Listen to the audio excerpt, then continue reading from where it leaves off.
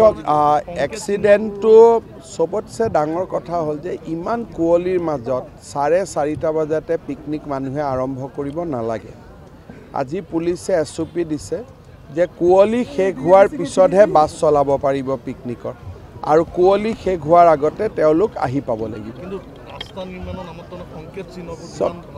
যিমান সংকেত চিহ্নৰ কামটো হ'ব, কিন্তু কুঁৱলীত সংকেত চিহ্নওতো ক'ত দেখিব?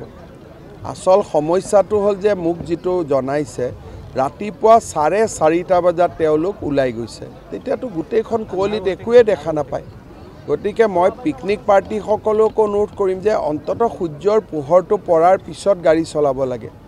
বাকী সংকেত চিহ্নখিনি এইখিনিতো মই হাতেদি ঠিক কৰি পেলাব পাৰিম, কিন্তু ৰাইজে যদি 3:30-3:30 গাড়ী উলিয়াই লৈ যায় আৰু পিকনিকৰ সময়ত, তেতিয়াতো এনেকুৱা এক্সিডেণ্ট হৈয়ে থাকিব।